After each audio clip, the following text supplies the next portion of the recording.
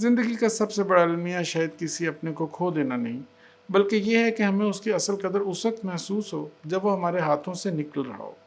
ثانیہ ventilator پر ہے، اس کا بچہ NICU میں زندگی کی جنگ لڑ رہا ہے، اور سلمان پہلی بار یہ تسلیم کر رہا ہے کہ وہ اپنے باپ جیسا بن گیا تھا۔ لیکن اصل سوال یہ نہیں ہے کہ سلمان رو رہا ہے یا دعا مانگ رہا ہے۔ اصل سوال یہ ہے کہ کیا اسے ثانیہ کی قدر اس وقت محسوس ہوئی جب اس کی محبت اسے بچانے کے لیے کافی نہیں رہی، اور اگر ثانیہ نے آنکھیں نہ کھولیں تو سلمان کا اعتراف محبت کہلائے گا یا صرف دیر سے آنے والا پچھتاوا؟ السلام علیکم، آپ دیکھ رہے ہیں MG ڈرامہ ریویو۔ آج ہم ڈرامہ ڈاکٹر بہو کی قسط 33 اور 34 کا جائزہ لیں گے، اور اس ریویو میں ہم صرف یہ نہیں دیکھیں گے کہ کہانی میں کیا ہوا، ہم یہ سمجھنے کی کوشش کریں گے کہ سلمان کو ثانیہ کی اصل اہمیت سمجھنے کے لیے اسے کھونے کا خوف کیوں درکار تھا۔ سلمان کی سب سے بڑی غلطی شاید یہ نہیں تھی کہ وہ ثانیہ کو اس کے والدین کے گھر چھوڑ کر چلا گیا تھا، بلکہ اصل غلطی یہ تھی کہ وہ سمجھتا رہا کہ ثانیہ کو بھی نظر انداز کیا جا سکتا ہے، اور جب حالات بہتر ہوں گے تو وہ اسے واپس آ کر سب کچھ ٹھیک کر لے گا۔ ثانیہ پہلے ہی جسمانی اور ذہنی طور پر ایک مشکل حالت سے گزر رہی تھی۔ وہ پریگننٹ تھی، شاہ نواز کے گھر میں ہونے والے واقعات نے اسے اندر سے توڑ دیا تھا، اور وہ اپنی شادی، اپنے کیریئر اور اپنے خاندان کے درمیان مسلسل جدوجہد کر رہی تھی۔ سلمان کا رویہ یہ تھا کہ ثانیہ کو صرف آرام کرنے کی ضرورت ہے۔ وہ اسے کہتا ہے کہ اپنی صحت پر توجہ دو، زیادہ مت سوچو، والد کے معاملے کو نظر انداز کرو، لیکن بعض خطرات نظر انداز کرنے سے ختم نہیں ہوتے، وہ اور زیادہ طاقتور ہو جاتے ہیں۔ ثانیہ سلمان کو بتاتی ہے کہ شاہ نواز نے ڈاکٹر سعد کے خلاف کرپشن کا جھوٹا مقدمہ بنایا ہے، ان سے پوچھ گچھ ہو رہی ہے، اور اب انہیں گرفتار بھی کر لیا گیا۔ تب جا کر سلمان کو اندازہ ہوتا ہے کہ ثانیہ جس خطرے کی بات کر رہی تھی وہ صرف ایک خوف یا غلط فہمی نہیں تھی، وہ خطرہ حقیقت بن چکا تھا۔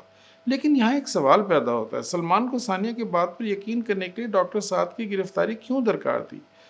کیا ثانیہ کا خوف، اس کی پریشانی اور اس کا بار بار خبردار کرنا کافی نہیں تھا؟ سلمان ثانیہ سے محبت ضرور کرتا تھا، لیکن اس وقت تک اس کی انا محبت سے زیادہ طاقتور تھی، اور جب انسان اپنے رشتے میں دوسرے شخص کی بات سننا چھوڑ دے تو بھی محبت موجود ہونے کے باوجود تنہائی پیدا ہو جاتی ہے۔ لیکن سلمان کی اس غلطی کی قیمت صرف ثانیہ نے نہیں دی، اس کے نتائج نے پورے خاندان کو لپیٹ میں لے لیا۔ ڈاکٹر سعد کی گرفتاری کے بعد ثانیہ خود کو اس پورے بحران کا ذمہ دار سمجھنے لگتی ہے۔ اسے محسوس ہوتا ہے کہ اس کی وجہ سے اس کی بہن کا گھر خطرے میں پڑ گیا ہے۔ ڈاکٹر سعد کا کیریئر تباہ ہو سکتا ہے، ان کا میڈیکل لائسنس منسوخ ہو سکتا ہے، اور ایک ایسے شخص کو کرپشن کے مقدمے میں پھنسا دیا گیا جس نے شاید اس جرم کا تصور تک نہیں کیا تھا۔ حالانکہ حقیقت یہ تھی کہ اس صورتحال کی ذمہ دار ثانیہ نہیں تھی، اصل ذمہ دار شاہ نواز تھا، وہ شخص جو زندگی میں پہلی مرتبہ اپنی شکست کا سامنا کر رہا تھا۔ میڈیکل سٹی پروجیکٹ اس کے ہاتھ سے نکل چکا تھا، اس کے ہاسپٹل کے خلاف انکوائری شروع ہو چکی تھی، اس کی اپنی اولاد اس سے دور ہو رہی تھی، اور اب وہ اپنی طاقت بچانے کے لیے ثانیہ کے خاندان کو نشانہ بنا رہا تھا۔ لیکن ثانیہ کے کردار کی ایک خاص بات یہ رہی ہے کہ وہ مشکل دیکھ کر پیچھے نہیں ہٹتی۔ اس نازک حالت کے باوجود وہ شاہ نواز کے خلاف اصل ثبوت تلاش کرنے نکل پڑتی ہے۔ اس سے معلوم ہوتا ہے کہ ہاسپٹل کے ڈیٹا میں تبدیلیاں کی گئی ہیں، کچھ لوگ خوف کی وجہ سے بات کرنے کو تیار نہیں، اور وہ ریکارڈ جو شاہ نواز کی کرپشن ثابت کر سکتا تھا اب آسانی سے دستیاب نہیں۔ ثانیہ کو یقین تھا کہ فہیم کے پاس وہ اصل دستاویزات یا معلومات موجود ہو سکتی ہیں جو ڈاکٹر سعد کو بے گناہ ثابت کرنے کے ساتھ ساتھ شاہ نواز کا اصل چہرہ بھی سامنے لا سکتی ہیں۔ اس کے گھر والے اس کو روکنے کی کوشش کرتے ہیں، کہتے ہیں کہ اپنی حالت پر رحم کرو، تم پہلے ہی ایک آزمائش میں ہو، خود کو دوسرے آزمائش میں کیوں ڈال رہی ہو؟ لیکن ثانیہ کا جواب بہت اہم تھا، وہ کسی نئی مصیبت کی طرف نہیں جا رہی تھی، وہ اسی مصیبت کا حل تلاش کرنے جا رہی تھی۔ مگر سوال یہ ہے، کیا ثانیہ کو ہر مرتبہ اکیلے ہی مضبوط بننا ضروری تھا؟ سلمان اس کے ساتھ کیوں نہیں تھا؟ شاہ نواز نے جرم کیا، سلمان نے بر وقت اس کا ساتھ نہیں دیا، ڈاکٹر سعد کو گرفتار کر لیا گیا، اور پھر بھی ثبوت حاصل کرنے کی ذمہ داری صرف ثانیہ پر آ گئی۔ ثانیہ کی بہادری قابل تعریف ہے، لیکن عورت کی ہمت کو اس کی برداشت کی لامحدود طاقت سمجھ لینا بھی ایک ظلم ہے۔ ثانیہ بار بار سب کو بچاتی رہی، مگر اس مرتبہ اس کو بچانے والا کوئی نہیں تھا، اور آخرکار اس کا جسم بھی مسلسل دباؤ برداشت نہ کر سکا۔ ثانیہ فہیم کے پاس سے بھی خالی ہاتھ واپس آتی ہے، اسے اصل دستاویزات نہیں ملتی، وہ پہلے ہی سلمان کی دوری، ڈاکٹر سعد کی گرفتاری اور اپنے خاندان کو لاحق خطرے سے پریشان تھی، اور پھر اچانک اس کی حالت بگڑ جاتی ہے، شدید بلیڈنگ شروع ہو جاتی ہے، اسے فوری طور پر ہاسپٹل لے جایا جاتا ہے۔ ثانیہ 30 ہفتے کی پریگننسی سے تھی۔ ڈاکٹروں کو خدشہ تھا کہ اس کو شدید پلیسنٹا ایبراپشن ہوا ہے۔ بچے کی دھڑکن بھی بہت کم ہو چکی تھی، اس لیے فوری طور پر سیزیرین کا فیصلہ کیا جاتا ہے۔ بچے کو پیدائش کے بعد NICU منتقل کر دیا جاتا ہے، جہاں وہ زندگی کی جنگ لڑ رہا ہے۔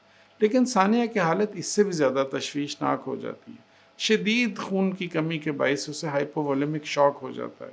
اس کا BP ڈراپ ہو جاتا ہے، متعدد اعضاء کام کرنا چھوڑ دیتے ہیں، خون جمنے کا نظام خراب ہو جاتا ہے جسے DIC کہا گیا، اور آخرکار اسے وینٹیلیٹر پر منتقل کرنا پڑتا ہے۔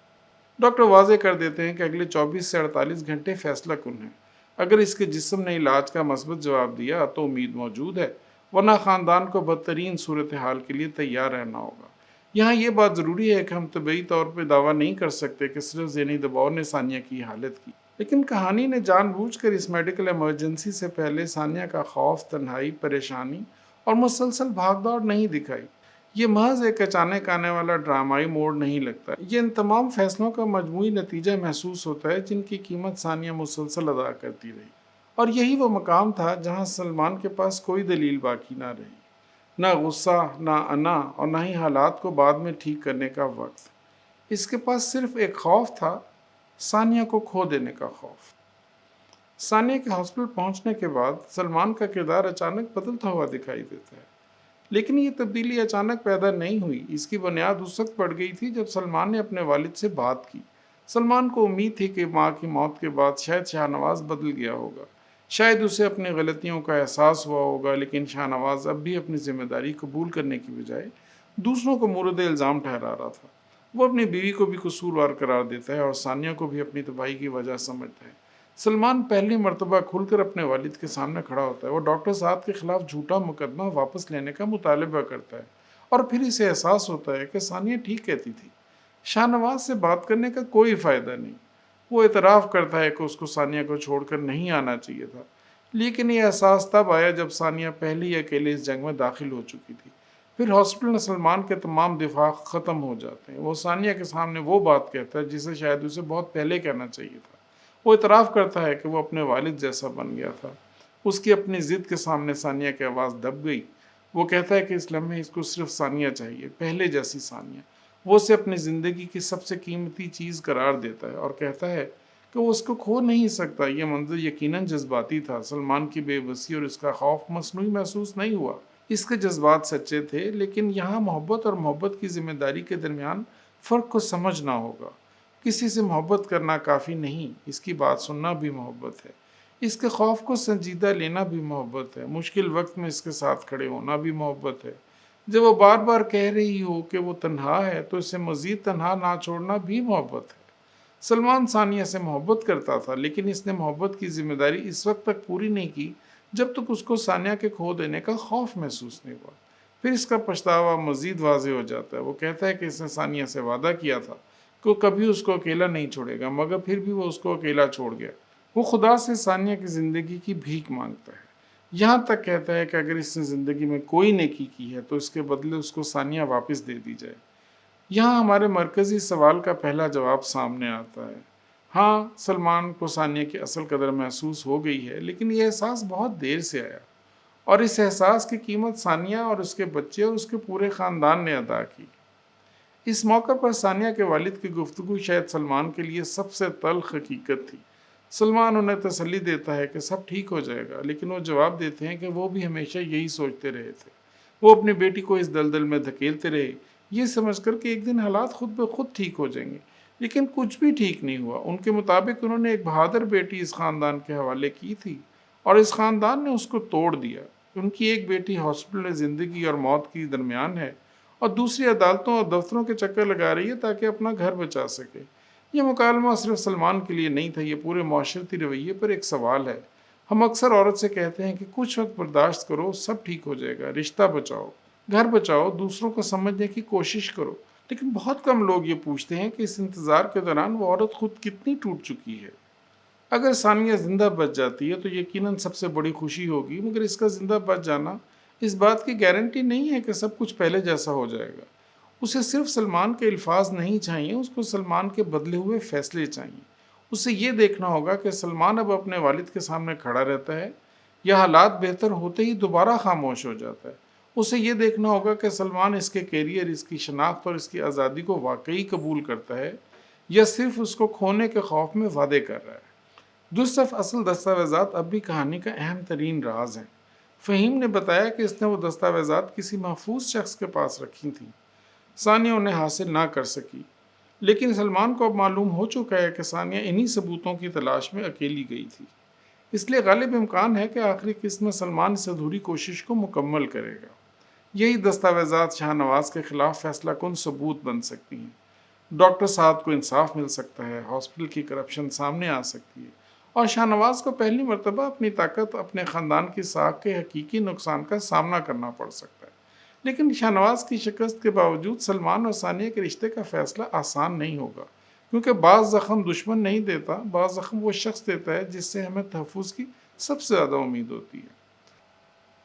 سلمان کو ثانیہ کی اثر قدر تو محسوس ہو گئی ہے، لیکن یہ احساس محبت سے زیادہ کھو دینے کے خوف اور اپنے کیے کے پچھتاوے سے پیدا ہوا ہے۔ ثانیہ اگر زندگی کی یہ جنگ جیت بھی جاتی ہے تو اصل سوال صرف اس کی صحت کا نہیں ہوگا۔ اصل سوال یہ ہوگا کہ کیا وہ دوبارہ اسی رشتے میں واپس جا سکے گی جس میں اسے بار بار تنہا چھوڑا گیا۔ دوسری طرف اصل دستاویزات شاہ نواز کے خلاف آخری وار بن سکتی ہیں، اور سلمان کا اپنے والد سے ٹکراؤ اب تقریباً ناگزیر دکھائی دیتا ہے۔ لیکن آخری قسط سے پہلے سب سے بڑا سوال یہی ہے، کیا سلمان کی دیر سے جاگنے والی محبت ثانیہ کو واپس لا سکے گی، یا کچھ احساس واقعی بہت دیر کے بعد آتے ہیں؟